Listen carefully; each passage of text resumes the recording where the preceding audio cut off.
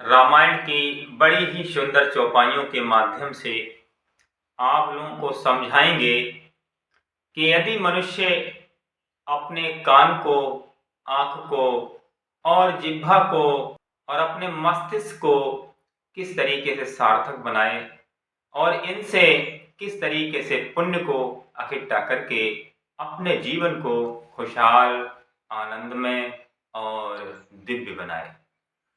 अगर ये हमारी जो इंद्रियां हैं, आँख है, कान है और जिह्वा है, ये अगर सही दिशा में हम ले जाते हैं तो हमारी सद्गति हो जाती है। यदि ये गलत दिशा में चली जाती हैं तो हमारी दुर्गति हो जाती है। गोस्वामी तुलसीदास जी की 6 चौपाइयाँ हैं, बड़ी ही सुंदर और बड़ी ही अनमोल हैं, जिनका अर्थ अगर आप समझ लें और अपने जीवन में यदि उतार लें तो आपका कल्याण हो जाए। वो 6 चौपाइयाँ कौन सी हैं, पहले हम उन्हें सुनाते हैं, फिर इसके बाद उसका अर्थ भी बताएंगे। तो नैनन संत दरस नहीं देखा, लोचन मोर पंख कर लेखा। जिन हरि कथा सुनी नहीं काना, सरवन रंध्र अहि भुवन समाना।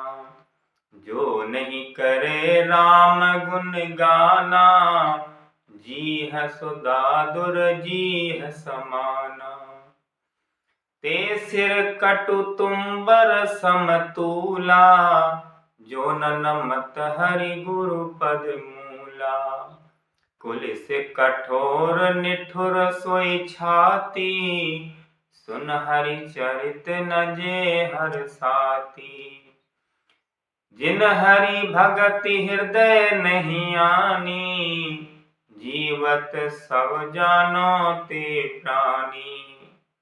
ये 6 चौपाइयाँ इतनी अनमोल हैं कि ये अगर समझ लें तो हमारा जीवन ही अच्छा हो जाए। तो पहली चौपाई है कि नैनन संत दर्श नहीं देखा, लोचन मोर पंख कर लेखा।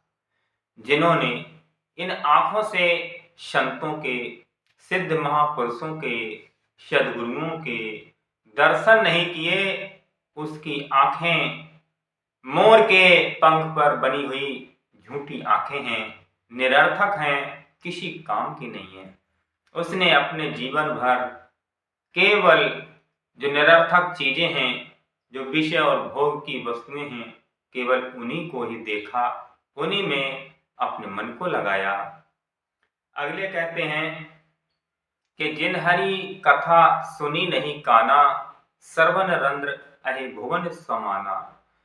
जो मनुष्य अपने जीवन में इधर उधर का विषयी शब्दों को सुनता रहा और दूसरों की निंदा, चुगली, बुराई को सुनता रहा, लेकिन जिसने भगवान की चर्चा को, सत्संग को, गुणानुवाद को, कीर्तन को नहीं सुना, तो उसके कान इसी तरह के हैं जैसे सर्प के भिटाल होते हैं।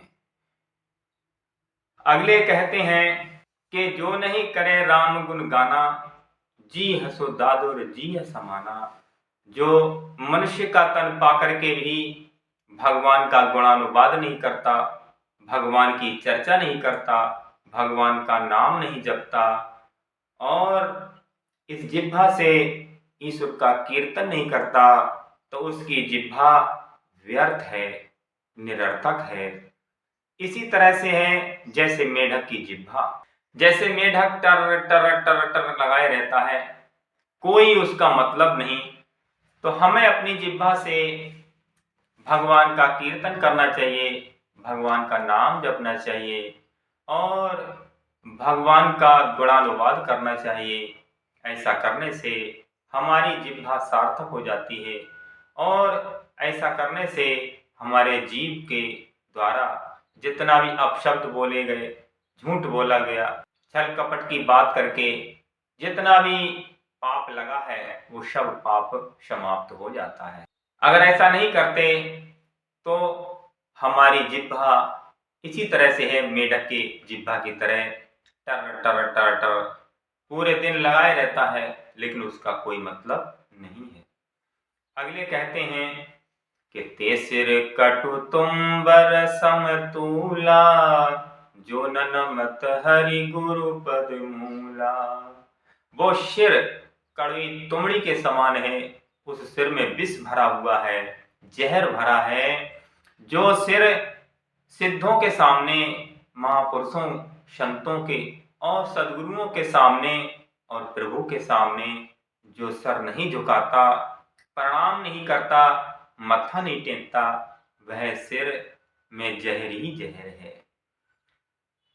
क्योंकि एक श्रेष्ठ और महान पुरुष के लक्षण होते हैं कि वह विनम्र होता है और शालीन होता है, सभ्य होता है। और एक अहंकारी मनुष्य के लक्षण हैं, जैसे एक सूखी लकड़ी होती है उसी तरह से होता है कि भले टूट जाए लेकिन उसमें लचक नहीं होती है, उसमें मुलायमी नहीं होती है। झुकना, नम्रता, ये तो एक अच्छे जिंदा मनुष्य की पहचान है, और अकड़े रहना ये तो एक मुर्दे की पहचान है। जैसे किसी पेड़ की डाली पर जब फल लग जाते हैं तो वह डाली झुक जाती है, और जैसे डाली पर कोई फल नहीं लगता, सूखी होती है, तो एकदम सीधी ऊपर को खड़ी रहती है। इसी तरह से मनुष्य होता है कि जिसमें सद्गुण आ जाते हैं और महानता आ जाती है, तब वह दूसरों के सामने झुकने में कोई अपमान महसूस नहीं करता, कोई अपनी हीनता नहीं महसूस करता। ये श्रेष्ठ पुरुष के लक्षण हैं। अगले कहते हैं कि कुलिस कठोर निठुर सोई छाती, सुन हरि चरित न जे हर साती। वो हृदय कुलिस कठोर कलुषित है, विकारों से, दोषों से भरा हुआ है। निठुर सोई छाती, उसका हृदय एकदम निष्ठुर है, कठोर है, वज्र की तरह, पत्थर की तरह। कि सुन हरि चरित्र न जे हर साती, जो भगवान के चरित्र को सुन करके, भगवान के गुणानुवाद को सुन करके, उनकी कथा, उनका सत्संग, उनकी वाणी को सुन करके जो हर्षित नहीं होता, जिसके हृदय में खुशी नहीं होती है, कि जिन हरि भगति हृदय नहीं आनी, जीवत सब जानो ते प्राणी।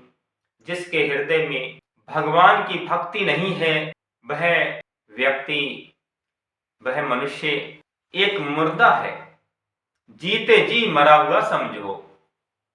क्योंकि इस संसार में जो कुछ भी हरा भरा दिख रहा है, और जितने भी आकार हैं, जितनी भी योनियां हैं, जितने भी जीव हैं, उसी परमात्मा के कृपा से, उसी ईश्वर के संचालन से सब चल रहे हैं, क्रिया कर रहे हैं, और उसके बिना तो एक पत्ता भी नहीं हिलता, एक पलक भी नहीं झपका सकते।